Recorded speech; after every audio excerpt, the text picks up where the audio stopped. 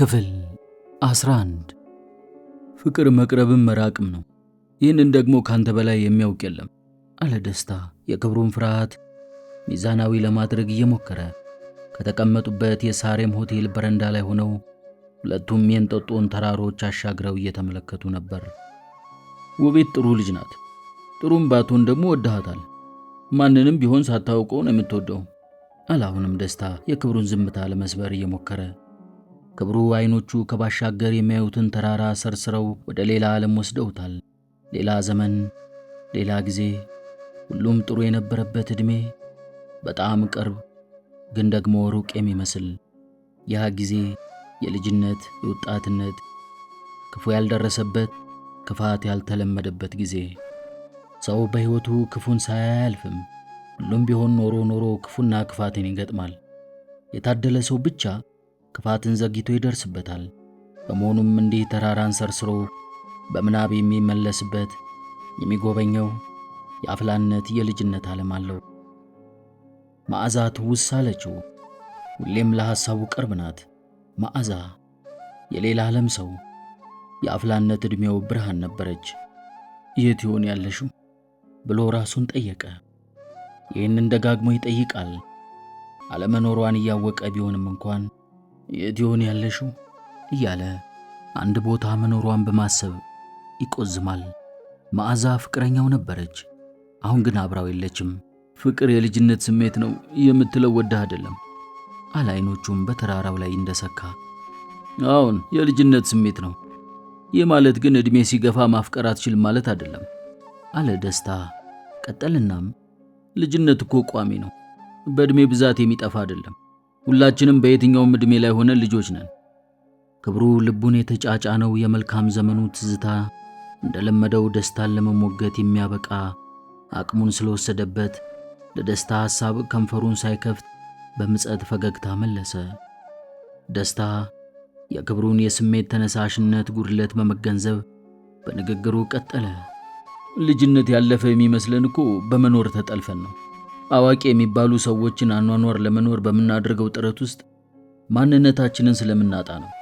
ነፍስ ማወቅ፣ ደስታና ፍቅርን የመሳሰሉ እሳቤዎች ተራና በአፍላ ዕድሜ ብቻ የሚተኮርባቸው ነው ብሎ በማሰብ አንድ የሆነ ቁም ነገርን መስራት ማለት ይመስለናል። ነፍስ ማወቅ ግን ራስን ልጅነትህን ማወቅ ማለት ነው። በልጅነታችን ጉልበት ባይኖረንም ፍርሃትን አናውቅም። የ2 ዓመት ሕፃን ልጅ የፈለገውን ለማግኘት ምንም አያግደውም።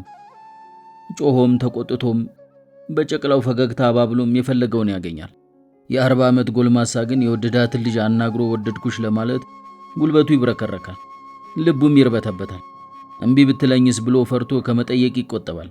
ልጅነት ግን እምቢን አያውቅም። በልጅነት የማይሞከር የለም፣ ቢሳካም ባይሳካም።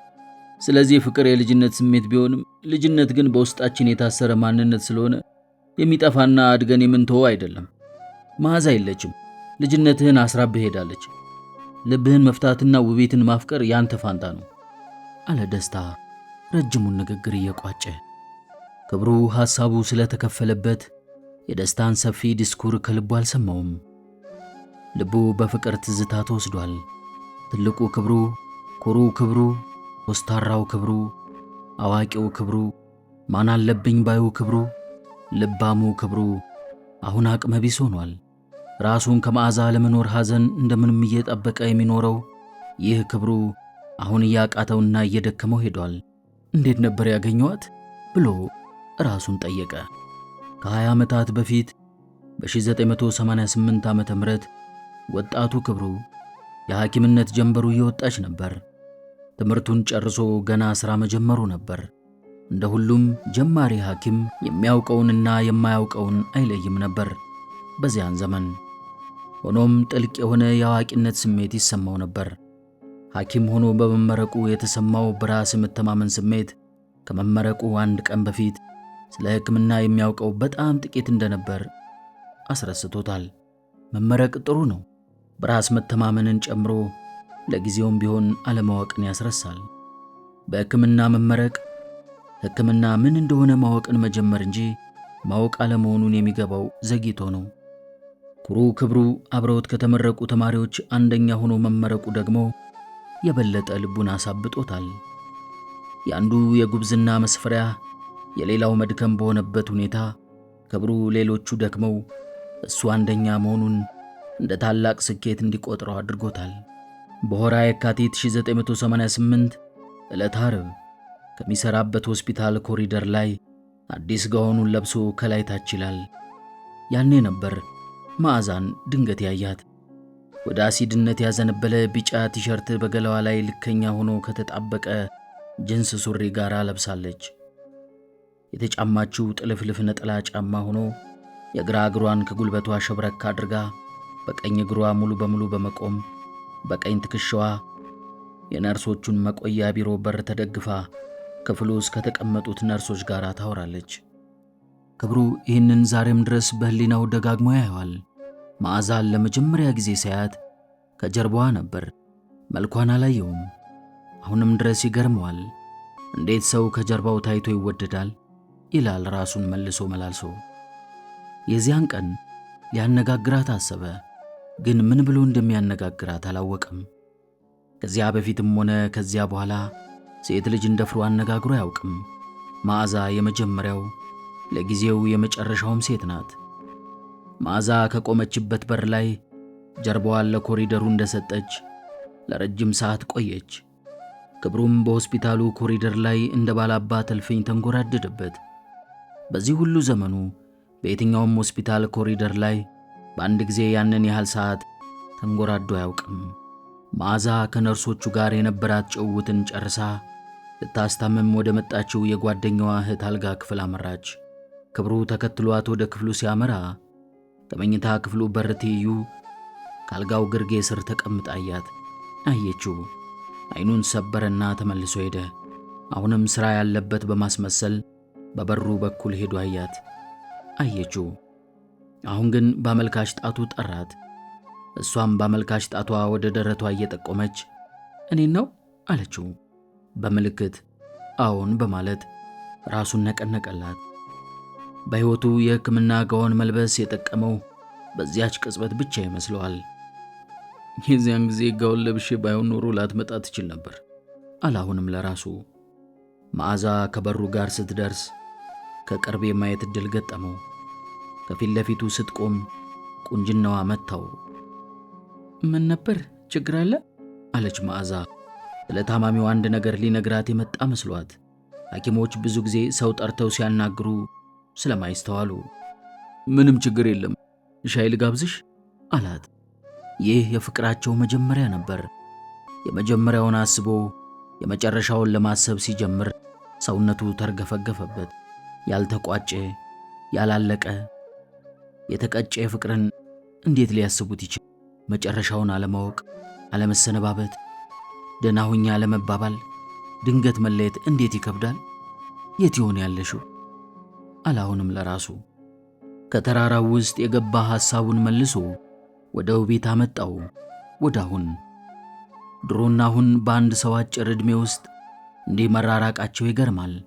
በሕይወቱ የሆነውንና የሚያስታውሰውን ሲያስብ የሆነው ሁሉ በ45 ዓመታት ውስጥ የሆነ መሆኑ ገረመው። አይገርምም በአጭር ዕድሜያችን ውስጥ የሚሆነው አለ ወደ ደስታ እየተመለከተ። ደስታ ፈገግ እያለ መኖር እኮ አጭርም ረጅምም ነው አለ። እውነት ነው መለሰ ክብሩ። ችግሩ አጭር መሆኑን መርሳታችን ነው። ረጅም ስለሚመስለን በጊዜው መኖርን እንረሳለን አለ።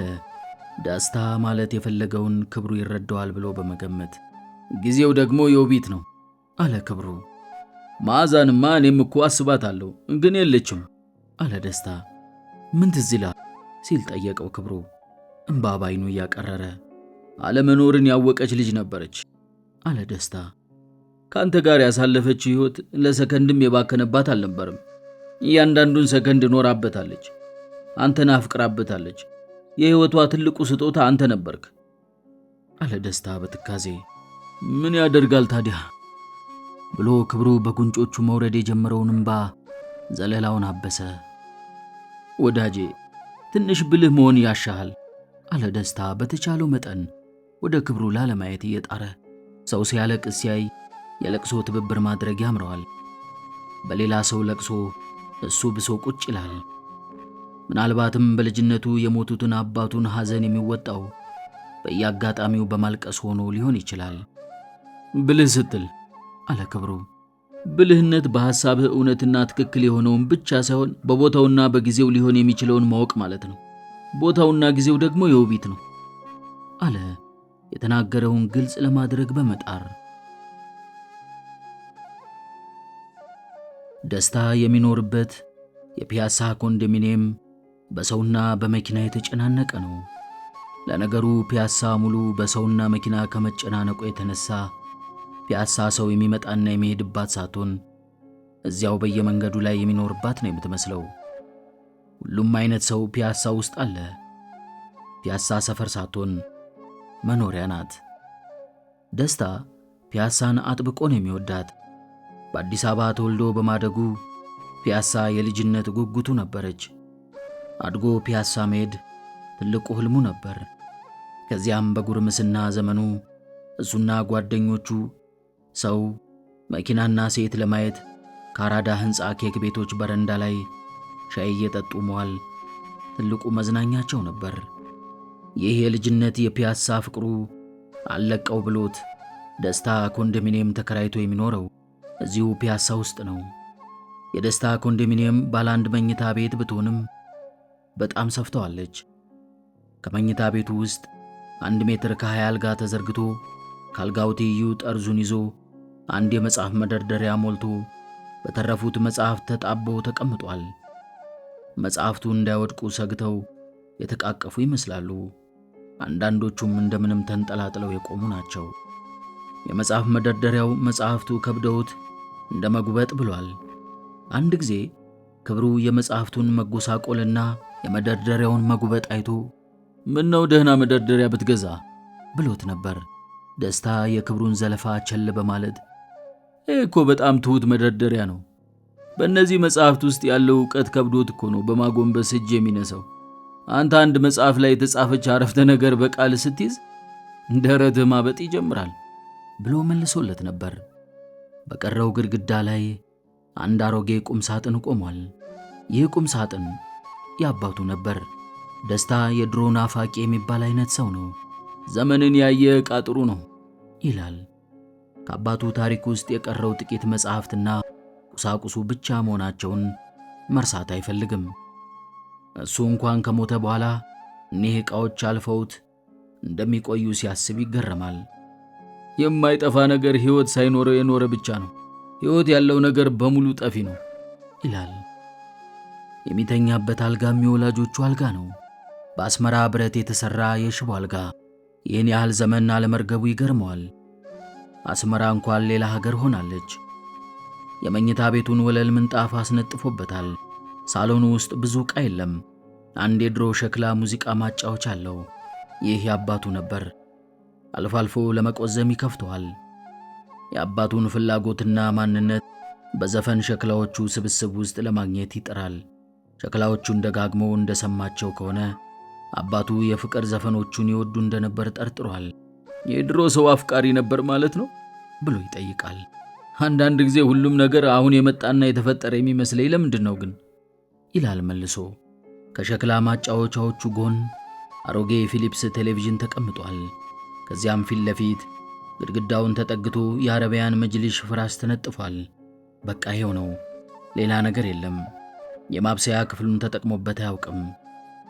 ምግብ ማብሰል ሙያ ነው፣ ለምን ሰርተህ አትበላም ብለው ሲጠይቁት አሁን ሰርቼ አይደል እንደ የምበላው ይላል። ቤት ሰርተህ ለምን አትበላም ሲሉት ለአንድ ኑሬ 2 ጊዜ አልሰራም፣ ቀን የምሰራው አነሰኝና ቤት ገብቼ ልስራ ደግሞ እንዴ ይላል። መስሪያ ቤትና መኖሪያ ቤት እኮ የተለያየ ስም የተሰጣቸው ያለ ምክንያት አይደለም ሲል ይከራከራቸዋል። በውስጡ ግን ስንፍናውንና አስተዳደጉ የፈጠሩበት ተጽዕኖ እንደሆነ ያውቀዋል። ልብስ ከሚያጥብ ልብስ ቢገዛ ይቀለዋል። ሰብለ ቤትህን አሳየኝ ባለችው መሰረት ከፍራሹ ላይ ተኝቶ እየጠበቃት ነው። መብላት ከፈለግሽ ፒዛ ነገር ይዘሽ ወይንም በልተሽ ነይ ብሏት ስለነበር እሷን ለማስተናገድ ምንም የተለየ ዝግጅት ማድረግ እንደሌለበት ያውቃል። ቢሆንም ግን ለክፉም ለደጉም በሚል የኪስ ቦርሳውን ከፍቶ ጥቂት 100 ብሮች እንዳሉት አረጋገጠ። ለደስታ ግብዣ ማዘጋጀት ማለት ይኸው ነው። ሰው ብዙ ጊዜ ቤቱ አይመጣም። ድንገቱ እንኳን ከመጣበት እዚያው ኮንዶሚኒየም ስር ከሚገኘው ግሮሰሪ ወስዶ ስጋ ለመጋበዝ የሚያስችለው ብር ካለው በበቂ ሁኔታ ተዘጋጅቷል ማለት ነው። የክፍሉ በር ተንኳኳ። ግቢ፣ ክፍት ነው አለ ደስታ። ፍራሹ ላይ በጀርባው ተንጋሎ ሁለት እግሮቹን በግድግዳው ላይ እንደሰቀለ ወደ በሩ ለማየት አንገቱን ከማጅራቱ ለማጠፍ በመሞከር ሌላ ሰው ቢሆንስ አለች ሰብለ ወደ ውስጥ እየገባች። ሌላም ሰው ቢሆን ይገባል እንዴ? ቢዘርፍስ? እስኪ ቤቱን እዩ። እዚህ ቤት ውስጥ ሊዘርፍ የገባ ሌባ እንዴት ሊሳቀቅ እንደሚችል አስቢው። ለምን አለችው ደስታ ወደ ተንጋለለበት ፍራሽ እያመራች። ምንም የሚሰረቅ የለማ አላት። ከአንተ በቀር አለች ሰብለ እጆቿን በደስታ ጸጉር ውስጥ ከታ አናቱን እየዳበሰች። ደስታ በልጅነት እናቱ አናቱን እየዳበሱ የጸጉሩን ተባይ በጥፍራቸው እንዴት ያደቁት እንደነበር አስታውሶ ፈገግ አለ። እኔማ ተሰረኩ፣ አሁን ምን ቀልባለኝ አለ በማሾፍ። ለማንኛውም ምን ልጋብዝሽ? ምን አለ የምትበይውንም ሆነ የምትጠጪውን እዚያው አጠናቀሽ ነው ያላልከኝም አለችው። መጋበዝ እኮ ታዲያ ምግብና መጠጥ ብቻ አይደለም። ምግብማ ሞልቷል አምላክ መች ነሳኝ፣ የፍቅር ራብ ነው እንዲህ ያገሳኝ፣ ሁልጊዜ ብበላለለለለለ ብሎ አንጎራጎረላት። ድምፅህ ምንም አይልም አለችው። ጥላሁን ገሰሰን ትወጂዋለሽ ሲል ጠየቃት። አንተን ነው የምወድህ አለችው ሰብለ የቀልድም የምርም። ከምር የድሮ ዘፈን አልወድም መለሰችለት። ለምን መልሶ ጠየቃት ደስታ። እንደዚሁ ቁም ነገር የሚበዛው ይመስለኛል። ዘፈን ደግሞ ዘና ለማለት ካልሆነ ምን ያደርጋል ብለህ ነው? እንግዲያውስ አንዴ ድሮ ዘፈን ልጋብዝሽ፣ ከዚያ በኋላ ተወጂዋለሽ። ምኑን? ዘፈኑንም ጥላሁን ገሰሰንም እኔንም ብሎ ከፍራሹ በመነሳት ወደ አሮጌው ሸክላ ማጫወቻ ሄደ። ይህ የምትሰሚው ዘፈን የጥላሁን ገሰሰ አምሳሉ የተባለው ዘፈን ሲሆን ግጥም በሻምበል አፈወርቅ ዮሐንስ፣ ዜማ ደግሞ ሻለቃ ግርማ አድጎ ነው ብሎ ዘፋኙን ዘፈኑንና ተባባሪዎቹን አስተዋወቃት። ለስለስ ያለው የዘፈኑ መግቢያ ሙዚቃው በዝግታ ይሰማ ጀመር። ደስታ ከሙዚቃ ማጫወቻ ሸክላው ፊቱን ወደ ሰብለ ሲመልስ ቀይ ጉርድ ቀሚስ በነጭ ሸሚዝ ለብሳ ረጅም ቀይ ጫማ ከቀይ የከንፈር ቀለሟ ጋር ተጨምሮ በቀይ ቀለማት ደምቃ ታየችው። በአንገቷ ላይ የተንጠለጠለው ቀጭን የወርቅ ሐብል በቀይ ዳማ አንገቷ ላይ ተንሸራቶ ማረፊያውን በጡቶቿ መነሻ ክፋይ መሃል አድርጓል። የቀኝ እግሯን ከጉልበቷ አጥፋ በመተኛቷ አይኖቹ የጭኖቿን መሃል አለማየት አልቻሉም። ዘፈኑ ጀመረ። አበባው ለምለሙ፣ ዛፉ ሳር ቅጠሉ፣ በፍጥረት ዓለም ላይ አምሮ የሚታየው ውብ የሆነው ነገር የሚያምረው በሙሉ፣ ሐሩ ቀጭን ኩታው ለጌጥ ዕንቁ ብሩ። ደስታ በቀጥታ ወደ ሰብለ በመራመድ ሁለት እጆቹን ዘረጋላት። ሰብለ በሁለት እጆቹን ያዘቻቸው። የእጆቿ ልስላሴ በድጋሚ አስገረመው። ከተንጋለለችበት በሁለቱም እጆቹ እንደያዛት ስቦ አስነሳት። ከፊት ለፊቱ ስትቆም ፊቶቻቸው ተገጣጠሙ። ትንፋሹ በፊቷ ላይ ሲያርፍ ተሰማት። የተወጣጠሩ ጡቶቿ ደረቱን ሲወጉት ተሰማው። ልቡ በጮቤ እልልታዋን አቀለጠችው። ጥላሁን ገሰሰም እንደቀጠለ ነው።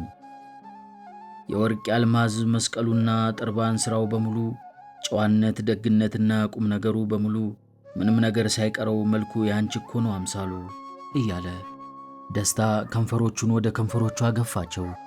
ከንፈሩ በከንፈሯ ውስጥ ሰምጦ የጠፋ ያህል ተሰማው። አንዳቸውን ከማድመጥ ውጪ ሌላ አናይም ያሉ የሚመስሉት አይኖቻቸው ተከድነዋል። ጥላሁን በዜማው ተራራው፣ ፏፏቴው፣ መስኩ፣ ደኑና ጭቃው፣ የቀስተ ደመናው ቀለም፣ ብሩህ ጨረቃው፣ ሳቅና ፈገግታው፣ ፍቅርና ስሜቱ፣ የሰው ሰውነቱ፣ ክብሩና ጌትነቱ።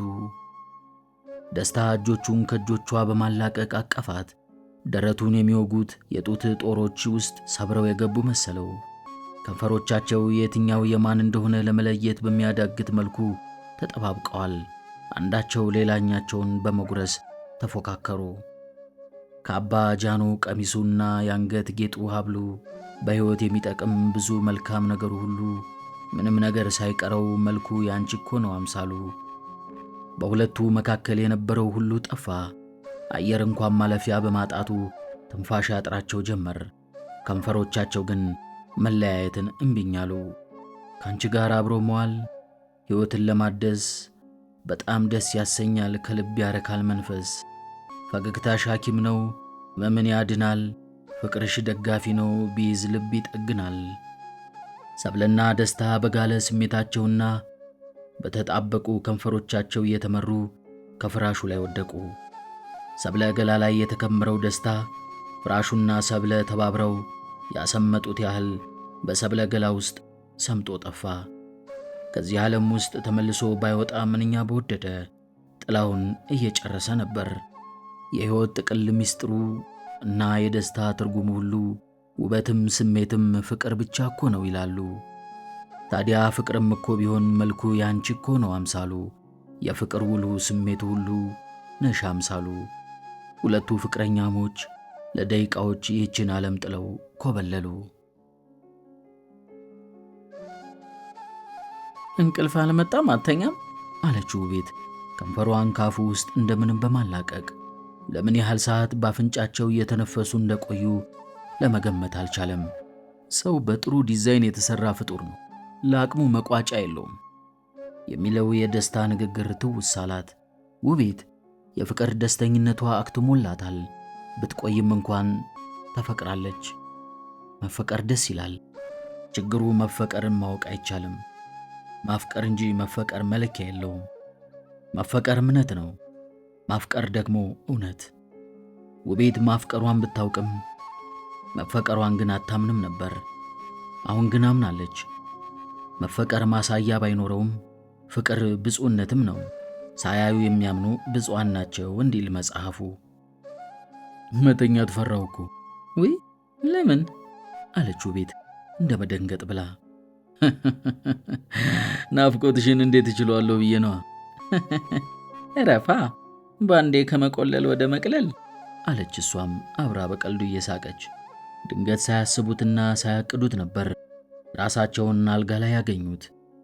እነሱ ሲያዘግሙ ፍቅር ቀድሞ ደረሰባቸው። ነይ እስኪ አንድ ጊዜ ልሳምሽ አላት ክብሩ። እየቀለደም እንኳን ቢሆን እያያት ትናፍቀዋለች። በዚህ በጣም ይገረማል። እንደዚህ ወድሻለሁ ብዬ አስቤም አላውቅም። በአጠቃላይ እንደገና ወዳለሁ ብዬ አስቤም አላውቅም ነበር። ግን ለምንድን ነው እስኪ ንገረኝ። ስለ በፊቷ ፍቅረኛ መቼም በሷ ምክንያት ነው አይደል? ማዛ ትባላለች። የት ነው ያለችው? አለችው ቤት በመጓጓት። ለምንድን ነው አንዳንድ ሰው ስለ ቀድሞ ማወቅ የሚፈልገው? አላት በተቻለው አቅም ስለ መዓዛ ላለማውራት በመፈለግ። የት ነው ያለችው ነው ጥያቄው አለችው ቤት በከፈተላት ቦይ ላለመሄድ በመወሰን። አለችምም የለችምም ግራ የገባው ነገር ነው። ቁም ነገሩ በእኔ ልብ ውስጥ አንቺም እየገባሽ ነው ብሎ ግራ የሚያጋባ መልስ ሰጣት። ነይ በእናትሽ ልሳምሽ መልሶ ሳማት። መሳሳም ግን አይገርምም? ለምንድን ነው ሰው የሚሳሳመው? አሁን ከሌሊቱ በ7 ሰዓት ይህንን መጠየቅ ምን ይጠቅምሻል? መሳሳም ነው እንጂ አላት ክብሩ። አይ እንዲያው ግን አይገርምም? የሰው ተፈጥሮ አልጋ ላይ ሲወጣና ልብስ ለብሶ ሲሄድ ያለው ልዩነት። ወይ አንቺም ተጋባብሽ። ምኑ? የደስታ በሽታ ነዋ። ቀልድ መሆኑ ቢገባትም የእሱ ደግሞ በሽታ ምንድን ነው? ሁሉን ነገር መጠየቅ፣ ሁሉን ነገር ማሰብና ሁሉንም ነገር መመርመር ነዋ። እሱስ በያዘኝ አለችው ቤት። ግን የመሳሳሙ ነገር አይገርምህም? አለችው አሁንም። በይ ሲነጋ ትደዊና የምልሽን ትሰሚዋለሽ። እኔ አሁን የተግባር ልምምዱ ላይ ነው ማተኮር የፈለግኩት። ካልክ ምን ይደረጋል ብላ በከንፈሩ ላይ ተሰካች። በዚህ ልምምድ መካከል እያሉ ስልኳ ሲጮህ ተሰማት። ሰዓቷን ስትመለከት ከሌሊቱ 7 ሰዓት ከሩብ ይላል። ማን ነው በዚህ ሰዓት የደወለው? አለ ክብሩ። ኧረ እባክህ ተቆጣ ማለት ነው አለችው ቤት ስልኳን እየተመለከተች። ውይ ሰብሊ ናት፣ ዛሬ ገደሉኝ አለች። ምን ነው እንዴ? ዛሬ አርብ እኮ ነው አለችው። እናሳ ጠየቃት መልሶ። በዓይኗ መቀመጫ ተመለከተችው። ትንሽ አምሽቼ እመጣለሁ ብያቸው አይደል እንደ የቀረሁት ብላ ስልኳን በማንሳት ሄሎ ሰብሊ፣ በጣም ይቅርታ እሺ አለች በማሾካሾክ። ለምን ቀስ ብላ እንደምታወራ አልገባትም። ምን ሆነሽ ነው አለች ሰብለ። ጠዋት እነግርሻለሁ መለሰች ውቤት ድምጿን አሁንም ዝቅ አድርጋ። ሐኪም ቤት ነሽ? ኧረ አይደለሁም። ቤት ነሽ? አይደለሁም። ማን ነው ሰውየው አለች ሰብለ። እንዴ ኧረ ማንም አይደለም። በምን አወቅሽ አለች ውቤት ትንሽ እንደ መደንገጥ ብላ። ቤት ካልሆንሽ፣ ከኛ ጋር ካልሆንሽ፣ ስራ ካልሆንሽና እየተንሾካሾክሽ ካወራሽ ሌላ ምን ልታደርጊ ትችያለሽ ብላ መለሰች ሰብለ። ሰብለ የጥብቅና ችሎታዋን በቀላሉ ጥቅም ላይ መዋል ትችልበታለች። እሺ በቃ ጠዋት እነግርሻለሁ። ማን ነው ብላ ድርቅ አለችባት። ክብሩ ብላ ውቤት ድንገት የተጀመረውን ፍቅር አሳወቀቻት። ውይ ብላ ሰብለ ስልኩን ዘጋችው። ውቤት እየሳቀች ወደ ክብሩ ከንፈር ተመለሰች። በሕይወት ውስጥ የሚሆኑ ነገሮች ውስን ናቸው። ሕይወትም በእነዚህ ውስን ሁነቶች ላይ ከመሽከርከር የበለጠ ቁብ የላትም አለ ደስታ እንደተለመደው ንግግሩን ጠለቅ ያለ በሚመስል አረፍተ ነገር እየጀመረ። ለምን ማለት የፈለግከውን በቀጥታ አትናገርም አለው ክብሩ። ማለትማ የፈለግኩት በጣም ደስ ብሎኛል ነው አለ ደስታ። ለምን? ምን ተገኘ ሲል ጠየቀው ክብሩ። ሁለታችንም በአንድ አጋጣሚ እኩል ማፍቀራችን ነዋ አለ ደስታ። የእኔም በምን አወቅ ጠየቀ ክብሩ። ልጅቷ አፏ ያርፋል እንዴ? ገና በጠዋቱ አይደል እንዴ ደውላ የሰው ልጅ ግን ለምን ይሳሳማል ብላ ጠየቀችኝ ሲል አብራራ ደስታ። ክብሩ የሌሊቱን ጭውውት አስታውሶ ፈገግ አለ። አንተ ግን ምን የማትረባ ብትሆን ነው በሌሊት ልጅቱን ለፍልስፍና የዳረካት ባክህ ብሎ የወቀሳ ጥያቄ ጠየቀው ደስታ። እኔ እኮ የሚገርመኝ ሚስትነቷ ለእኔ ነው ለአንተ እንደዚህ ዝግዝግ አድርጋ የምትነግርህ አለ ክብሩ። ይገርማል አለ ትንሽ ዘግይቶ። መዓዛም እንዲሁ ነበረች። ሮጣ ለአንተ ማውራት ይቀናት ነበረ። የአንተን ዝግ መሆን በእኔ የሚከፍቱ እየመሰላቸው ነዋ ደስታ መለሰ። ስደበኝ ግን ሰብሌ እንዴት ናት? ምን ነው እሷ መጣ ስለ አንተ የማታወራኝ ታዲያ አለ ክብሩ በተራው። ሰው በሁለት ቢከፈል አንተና እኔ በተቃራኒ እንደምንቆም መቼም አታጣውም አለው ደስታ ለክብሩ ጥያቄ ዙሪያ ጥምጥም መልስ በመስጠት። ንግግሩን ቀጠለና አንተ ሁሉም ነገር የሚገርም ሰው ነህ። እኔ ደግሞ ሁሉም ነገር የተደገመ እንጂ አዲስ አይደለም የምልኝ። በመሆኑም ሰብሊ አንተን መታ ስለ እኔ ብትነግርህ ወይም ብትጠይቅህ አብረሃት ከመገረም የዘለለ መልስ ለማትሰጣት ሲጀምርም አትጠይቅህም አለው። አሁንም ማለት የፈለግከውን ለምን በቀጥታ አትናገርም ሲል ክብሩ በድጋሚ ጠየቀው። ማለት የፈለግኩት እኮ ይገባሃል። መቼ ነው ለውቤት ስለ መዓዛ የምትነግራት ሲል ጠየቀ ደስታ ጭውታቸውን የሚገባ መልስ በማስያዝ። እንዳልነገርኳት በምን አወቅ? እሱን ተወውና ቁም ነገሩን መልስ። መቼ ነው የምትነግራት? አሁንም ደስታ ጠየቀ። ምን ብዬ ነው የምነግራት አለ ክብሩ ጥያቄውን በጥያቄ እየመለሰ። እውነት እኮ ስላልተነገረ አይጠፋም፣ ትላንትም ስላልተዘከረ አይረሳም። ሁላችንም እኮ የትላንት ታሪክ ባሪያዎች ነን። ለመዓዛም ሆነ ለውቢት የሚገባቸው እኮ እውነት ነው አለ ደስታ። ክብሩ በሐሳቡ ወደ ትላንትና ሄዶ መዓዛን ሲያስብ ዛሬውን ይጸየፈዋል። ወደ ትላንት ወዲያ ወደ ልጅነት ይሸሻል። ልጅነትን የመሰለ መሸሸጊያ የት ይገኝና? መዓዛ የልጅነት ልቡን በፍቅር ሸንቁራ ትታው ሄዳለች። በተሸነቆረው ልብ ውስጥ የትዝታዋ ብርድ እየነፈሰ በመጠዝጠዝ ውቤትን እንኳን ማፍቀሩ እንዲጠራጠር ያደርገዋል። የመዓዛ ደም በእጄ ነው አለ ክብሩ። በእኔ ምክንያት መጥፋቷን ሳስብ ከዚህ ሁሉ ቅዠት መቼ ይሆን የምባንነው? እንዲህ ብዬ ጠይቃለሁ። ምን ብዬ ነው ለውቤት የምነግራትሽ ሲል መልሶ ጠየቀው ደስታን። የሆነውን እውነቱን ነዋ አለ ደስታ። እውነቱን እኮ እኔም አላውቀውም አለ ክብሩ። የሰው አእምሮ እውነትን ያውቃል። ስለሆነም እውነቱን ታውቃለህ። እውነትን አለመቀበል ካለማወቅ ጋር አያያዝም። ከዚህ ቀደም ደጋግሜ እንደነገርኩህ በጊዜው የሆነውና ያደረግከው ሁሉ በጊዜው ትክክል የነበረው ነው። ምንም ያህል ብታስብ ልትለውጠው አትችልም ነበር። ትናንትን በዛሬ የመዘንክ ለምን ራስን ትጎዳለህ? ከዚያም አልፎ ደግሞ ውቤትን ለምን ትጎዳታለህ? ሲል ምክር፣ ወቀሳ እንዲሁም ጥያቄ ባንድ ላይ አወረደበት። ውቤትን ልጎዳት አልፈልግም አለ ክብሩ። መዓዛንም ልትጎዳት አትፈልግም ነበር። ቢሆንም ግን ተጎድታለች። መርሳት የሌለብህ ነገር ለመዓዛም ሆነ ለውቢት አንተ አፍቃሪዎች እንጂ ወላጅ ወይም አሳዳጊ አለመሆንህን ነው አለው ደስታ። እንዴት? ምን ማለት ነው? እኔ መቼ አሳዳጊ ልሁን አልኩኝ? ጠየቀ ክብሩ።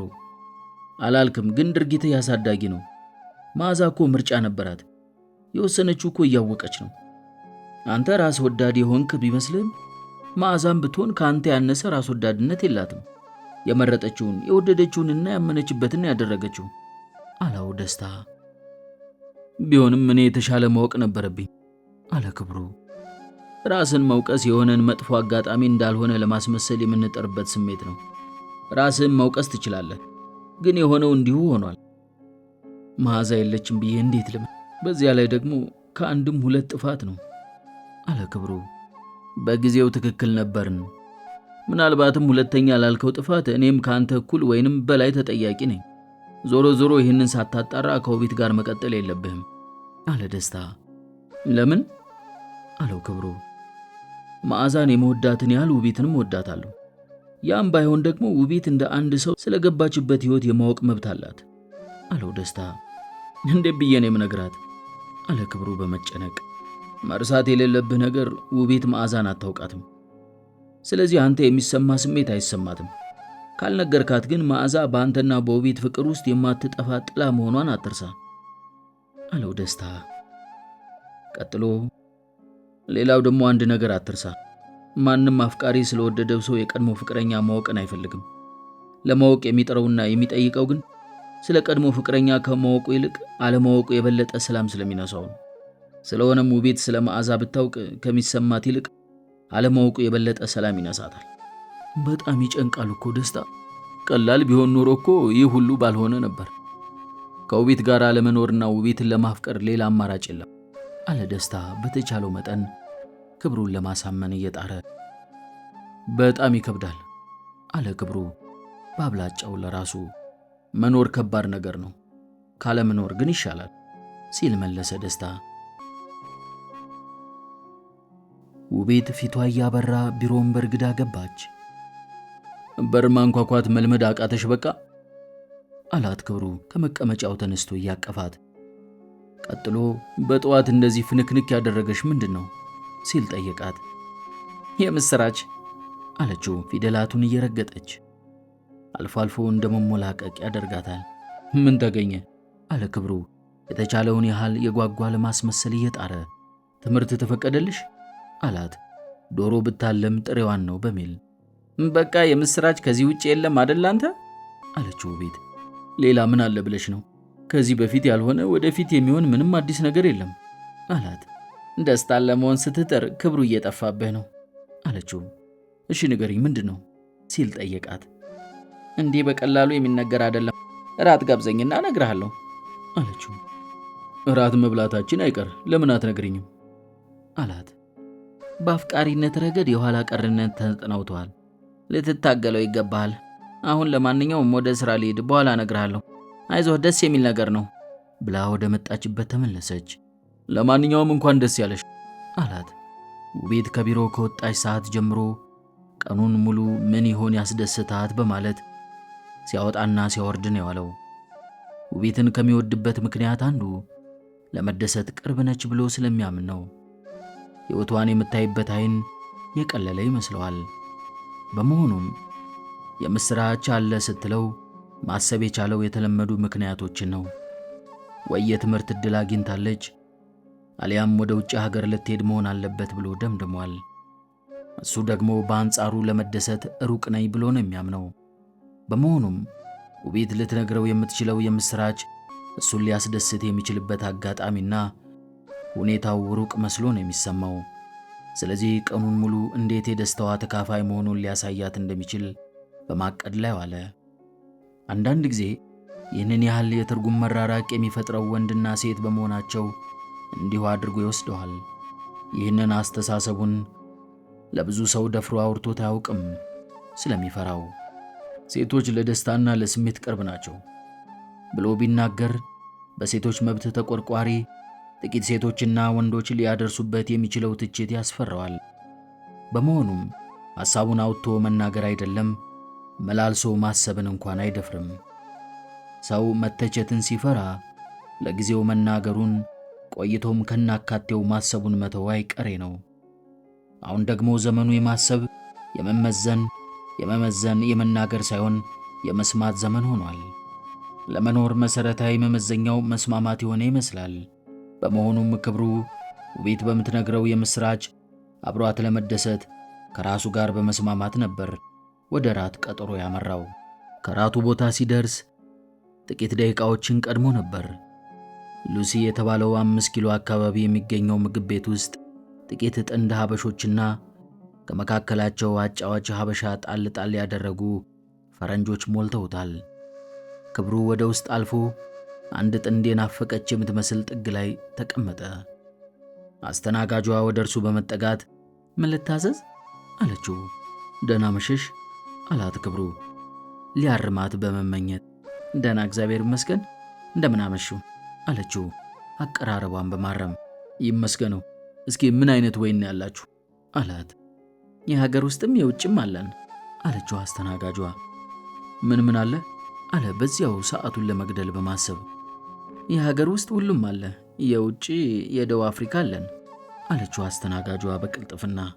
የውጭ ሀገር ያልሽው አንድ የደቡብ አፍሪካን ነው አለ ክብሩ በማሽሟጠጥ። አስተናጋጇ እንደማፈር በማለት በትችቱ ተስማማች። የቤቱ አስተናጋጅ እንጂ ባለቤት አለመሆኗ ለጊዜው ተረስቷታል። እሺ አምቦ አምጪልኝ አለ ክብሩ ቤት ወደ እርሱ ስትመጣ እየተመለከታት።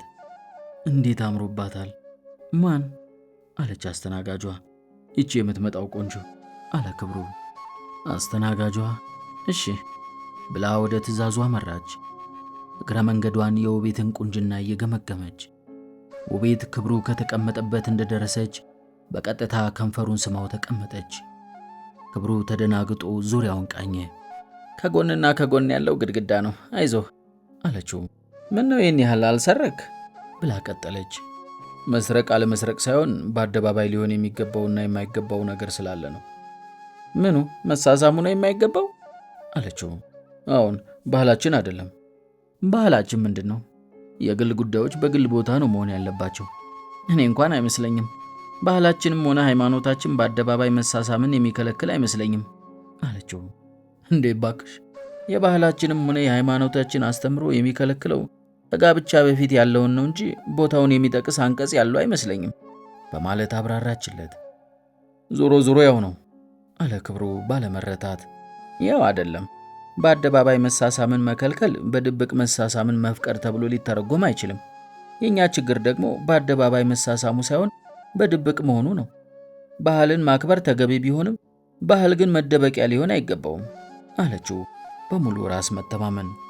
እሺ ባክሽ ዳግማዊት ደስታ ሆነሽ የለም እንዴ አለ ክብሩ በጥሞና እየሰማት ቢሆንም በመቀለድ አድናቆቱን እየገለጸላት። የምሬን ነው ባክህ። መቼም 100 ሚሊዮን የሆነው በአደባባይ ተሳሳምን አይደለም። የምናደርጋቸው ግን የማንናገራቸው ብዙ ጉዳዮች በባህል ሽፋን የሚሆኑ ናቸው። አንድ ሕዝብ ባህል ሊኖረውም ባህሉ ሊያከብረውም ይገባል። ያ ማለት ግን ባህሉ ቋሚ ነው ማለት አይደለም፣ የሚለወጥ እንጂ። ባህል እኮ የመጣው አብሮ ከመኖር ነው እንጂ በግልባጩ አይደለም። በዚያ ላይ ደግሞ ቅድም እንዳልኩ ባህሉን ከሆነ እንደ እውነቱ ነው ማክበር ያለብህ አለችው። ምን ለማለት ነው? ባህሉን ማክበር ከፈለክ ቤት ውስጥ መኝታ ላይም ልትስመኝ አይገባም። ምክንያቱም ሚስትህ ስላልሆንኩ። በቃ አለቀ።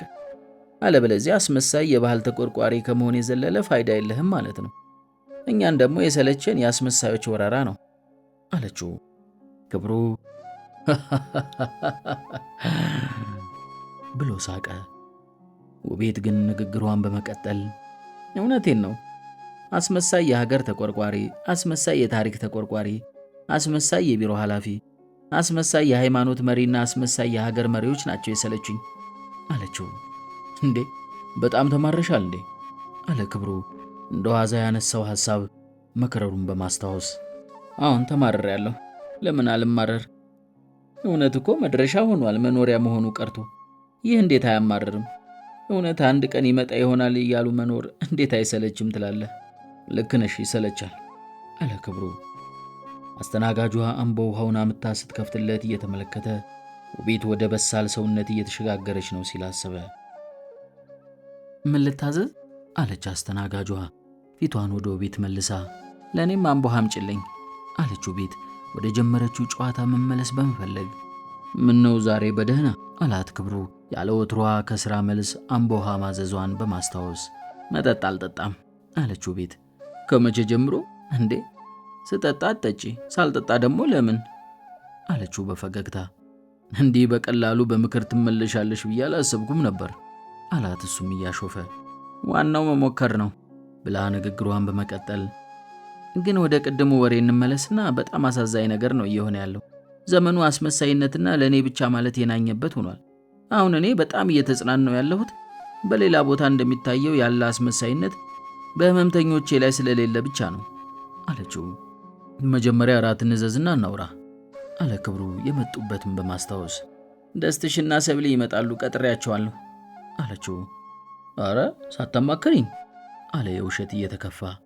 ምን ምክር ይፈልጋል? ለሁሉ ነገር ተመክሮ እንዴት ይሆናል? መድፈር እኮ ነው የጠፋው። መክሬበት ልምከርበት ስንል እኮ ነው ነገር የሚበላሽብን አለችው። እንዴ ዛሬ ምንድነው ነገሩ? የምስራቹ ይሄ ነው እንዴ ሲል ጠየቀ ክብሩ። እንዴት? ከመምህሩ ደቀ መዝሙሩ እንደሚባለው ተረት ከደስታ የተሻልሽ አለብላቢት መሆንሽን ለማስመረቅ ነው አለ ክብሩ። ሊሆን ይችላል። አሁን ደስታ ለምን እንደሚጠይቅና የልቡን እንደሚናገር በደንብ እየገባኝ ነው አለችው ቀልዱን ወደ ቁም ነገር በመግፋት። ለምን ይመስልሻል ሲል ጠየቃት ክብሩ ለመልሱ በመጓጓት። ስለሰለቸው ነው፣ ሌላ ምንም ምክንያት ሊኖረው አይችልም አለችው። ምኑ ነው የሚሰለቸው አለ ክብሩ። ይሄው አንተን ማስረዳቱ ራሱ እየሰለቸው ነው። እንኳን እሱ እኔ እንኳን አንተን ማስረዳት ይሰለቸኛል። አረ ተይ፣ ይህች ፍልስፍና ታልቅብሽና በኋላ እንዳትቸገሪ። ለምን እቸገራለሁ? ነገርኩህ እኮ ማስመሰል መኖሪያ በሆነበት ሀገር ውስጥ መቸገር የለም። ካለቀብኝ ያው ከብዙሃን ጥቂቶች ጎራ መቀላቀል ነው። ብዙሃን ጥቂቶች አለ ክብሩ ሙሉ በሙሉ ወደ ደስታ አነጋገር እየገባች በመሆኑ እየተገረመ። ሀገራችን የብዙሃን ጥቂቶች ናት ወይንም ሆናለች። ጥቂት የተማሩ፣ ጥቂት ያስተማሩ፣ ጥቂት የተመራመሩ፣ ጥቂት የታገሉና ጥቂት የታገሉ ብቻ የሚነዷት ብዙሃንን የጫነች በቅሎ ሆናለች አለች ውቢት። ወይ ጣጣ አለ ክብሩ። የውቢት ደርሶ ተናጋሪና ጥያቄ መሆን የምሩን እየገረመው ነው። ምን ወይ ጣጣ ትላለህ? እውነት አይደለም? ሀገራችን ብለን አፋችንን ሞልተን ስንናገር በዙሪያችንና በአካባቢያችን ከምናውቃቸውና የሚጠቅሙ ከሚመስሉን ሰዎች ውጪ 100 ሚሊዮን ሰው መኖሩ ትዝ ብሎን ያውቃል? አያውቅም ብላ ጠይቃ መለሰች። የሚጠቅሙን የሚመስሉን ስትይ አለ ክብሩ ከደስታ ጋር እንደሚያደርገው ውቢትንም በመጠየቅ እያፈላሰፋት። እውነት ነዋ። ጥቂት ሰዎች ጠቃሚ፣ ሌላው ዝም ብሎ የሚኖር እንጂ የኑሯችን ተሳታፊ አይመስለንም። ለመኖር የሁሉም ሰው መኖር አስፈላጊ እንደሆነ እየጠፋብን ነው። ይህ ደግሞ ያስፈራል። ማናችንም ብንሆን ብቻችንን ለመኖር አልተፈጠርንም፣ አንችልምም አለች ስታወራ እጇን እያወናጨፈች ነው። ምንድነው እንዲህ በትጋት የምታስረጅው? እሱ እኮ አይገባውም አለ ደስታ እነ ክብሩ የተቀመጡበት ቦታ እስከሚደርስ ድረስ እሱንም ከኋላ መኪና ቆማ የምትመጣውን ሰብለንም ያስተዋላቸው አልነበረም። ውቢት እንዴት ነሽ ብሎ መታየት እኮ ጠፋ አለ በጭንቅላቱ ለክብሩ ሰላምታ እየሰጠ። ክብሩም ማጸፋውን ጭንቅላቱን ወደ ሰማይ ለመጣል በመሞከር መለሰ። እሱ እኮ አይገባውም የምትለው ጉዳዩ ምን እንደሆነ እንኳን ሳታውቅ ነው እንዴ አለ ክብሩ ደስታን ወደ ውቢት ንግግር ለመቀላቀል በመፈለግ። በንግግራቸው መካከል ሰብለ ሁለቱንም ስማ ከደስታ ጎን ስትቀመጥ ደስታ እጁን አንስቶ ትከሻውን እንድትንተራስ ጋበዛትና አንድን ሰው እንደሚገባውና እንደማይገባው ማወቅ የሚጠበቅብህ የጉዳዩ ምንነት ሳይሆን የሰውየውን ማንነት ነው አለው ደስታ። ስለዚህ አለ ክብሩ አንተን አሳምሬ ስለማውቅህ ውቢት የምታስረዳህ ነገር እንደማይገባህ ነገሩን ሳልሰማ እንኳን መደምደም እችላለሁ አለው ደስታ። ለምን? ክብሩ ነበር። ከዚህ ቀደም ደጋግሜ እንደነገርኩ አንተ የተደላደልክና የኮራህ ነህ። ማወቅ የሚገባህን ሁሉ ያወቅ፣ ሌላ ሰው ሊመክርህም ሆነ ሊያስተምርህ የሚችል የማይመስልህ፣ ሌሎች ሊሰሙህ እንጂ ልትሰማቸው የሚገባህ የማይመስልህ፣ የምትለው እንጂ የምትባለው የለም ብለህ የምታምን እንዲህ ያልኩ ልቀጥል ወይስ ይብቃ አለው ደስታ። አረ በቃኝ አለ ክብሩ በመለማመጥ። ልክ ነህ፣ ቢበቃ ይሻላል። አንተ እኮ የአሁኑ ዘመን ደንበኛ መገለጫ ነህ አለው ደስታ። እንዴት? አለ ክብሩ። ምንም ንግግሩ በሱ ላይ ያተኮረ ወቀሳ ቢበዛበትም መጠየቁን አያቆምም። ነገረህ እኮ አንተው አዋቂ፣ አንተው አዛዥ፣ አንተው መሪ፣ አንተ ሁሉም ነገር የሆንክ የሚመስልህ ስለሆንክ አንተ ሁሉ ነገር የሆንክ የሚመስልህ ስለሆንክ ማለቱ ነው አለችው ቤት ጣልቃ በመግባት። አይ ጥሩ ገጥማችኋል አለ ክብሩ። ሰብሊስ ምን ትያለሽ? አለ ትኩረቱን ወደ ሰብለ በማዞር። እኔማ ተመልካች ነኝ አለች ሰብለ። እንዴት? ለምን? አንቺም ተሳተፊ እንጂ አለ ክብሩ። እሷ እኮ ተናገረች፣ እኔ ተመልካች ነኝ አለች። ለምን አታዋትም? ጠየቀችው ቤት። እንዴት ትሳተፍ እንጂ አለ ክብሩ። እየተሳተፈችማ ነው። እንዴት? እንደ ተመልካች ነዋ። ክብሩ እንደ መሳቅ ብሎ በቃ ይሄው ይበቃታል፣ ተመልካችነትን መናቅህ ነው እንዴ? ጠየቀችው ቤት። አረ በጭራሽ፣ ተመልካችነት እኮ ትልቅ ኃላፊነት ነው አለ ደስታ። ሰብለ የውቤትና የደስታ አነጋገር ውስጠ ወይራ መሆኑ ቢገባትም በነገሩ መግባት ባለመፈለግ የሚሆነውን ትከታተላለች። በእርሷ ጉዳይና በእሷ ዙሪያ ሲወያዩና ሲሟገቱ እየተገረመች ምን አይነት ኃላፊነት? አለ ክብሩ። ትልቁ ሕዝብ የመሆን ሚና እኮ ተመልካችነት ሆኗል። ብዙሃን ጥቂቶች ሲወስኑልህ፣ ሲወክሉህ፣ ሲመክሩብህ፣ ሲመሰክሩልህና ሲመክሩህ ዝም ብለህ ማየት አለችው ቤት። ዋናው ነገር እንቅፋት ላለመሆን መጣር ነው። ሌሎች እየኖሩ ስለሆነ በመንገዳቸው ላይ የተደቀነ እንቅፋት መሆን የለብህም። መኖር ከፈለክ ጥጉህን ይዘህ መመልከት ነው አለ ደስታ ለውቤት ንግግር ድጋፍ በማከል። እሺ እንዳላችሁ፣ እኔም የማይገባውና የማይሰማውን ሁሉ ልወክል፣ ሰብሊም በሕዝብነቷ ትኑር። እናንተ ማን ልትባሉ ነው ታዲያ? ሲል ጠየቃቸው ክብሩ። የሕዝብ ልጆች አሉ ሁለቱም በአንድ ቃል። በዚህ ጊዜ አራቱም ጓደኛሞች ከት ብለው ሳቁ።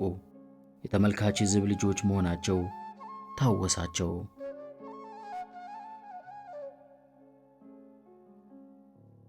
ክብሩ፣ ውቢት፣ ሰብለና ደስታ ሉሲ ምግብ ቤት ተቀምጠው እራታቸውን እየበሉ ሲጫወቱ ሰዓቱ እየሄደ መሆኑን ዘንግተውት ነበር።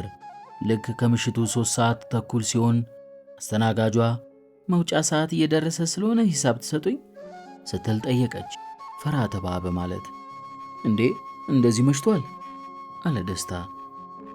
በይ እንጂ የምሥራቹን ንገሪን አለች ሰብለ ወደ ተሰበሰቡበት ጉዳይ እንዲገቡ በማበረታታት። እንዴ የምሥራች አለ እንዴ? ታዲያ ከዚህ ወጥተን ሌላ ቤት እንሂዳ አለ ደስታ። ገና ሳትሰማው አለችው ቤት። ምን ያደርግልኛል? የተደሰትሽው አንቺ፣ እኔ ባውቀውስ ባላውቀውስ ምን ይጨንቀኛል? እውነቱን ነው አለ ክብሩ። ዋናው አንቺ መደሰትሽ ነው ብሎ እሱም ድጋፉን አሰማ። ቀደም ሲል የተደሰተ ማስመሰል እንዳያቅተው ያሰበውን በማስታወስ ብሎ ነገር የለም እንስማውና ከዚያ ደስደሱን እንሄዳለን አለች ሰብለ። አይ የሴት ነገር አለ ክብሩ። አፏ መለጠውና እንደፈራው ሐሳቡን አሳበቀበት። አይ የሴት ነገር ምን? አለች ሰብለ ኮስተር ብላ። ደስታ ክብሩን ተወጣው በሚል ዓይን እያየ ለነገሩ መውጫ ሰዓት ስለደረሰ ሂሳብ እንክፈል ብሎ ከመቀመጫው ተነሳ። ሁለቱም ሴቶች ለደስታ ሐሳብ ምላሽ ባለመስጠት ክብሩ ላይ አፍጠውበታል። በዚህ ጊዜ ክብሩ እርዳታ እንደሚያሻው በማመን የደስታን ዓይን ተመለከተ። ደስታ ተማጽኖ ቢገባውም ምንም ማድረግ ስላልፈለገ አዝናለው በሚል መልክ የእጅ ምልክት ሰጥቶት ወደ አስተናጋጇ ሄደ ሂሳብ ለመክፈል። አስተናጋጇ ሂሳቡን ስትሰጠው 490 ብር ይላል።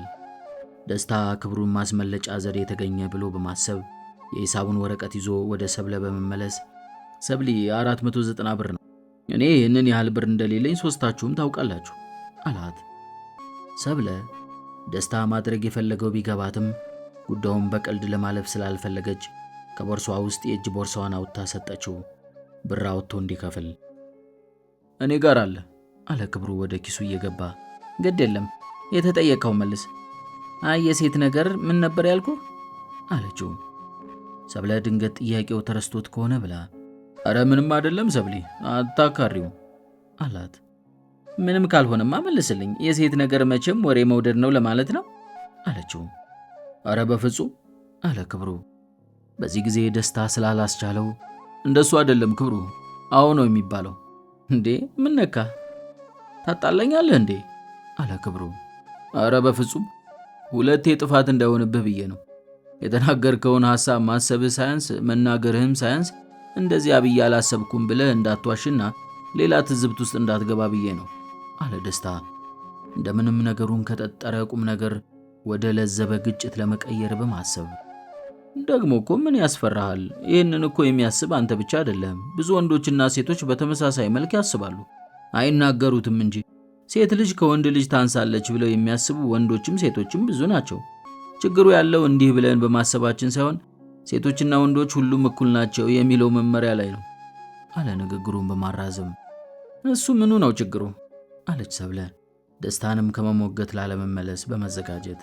ችግሩ ያለው እኛ ሁላችንም የምንኖረው መመሪያን በማክበርና በመፍራት ስለሆነ የመመሪያው ውጤት ከዚህ ተቃራኒ የሆነውን ሐሳብ በአደባባይ አውጥተን እንዳንናገረውና እንዳንከራከርበት አገደን እንጂ ሐሳባችንና አመለካከታችንን እንድንቀይር አላደረገንም።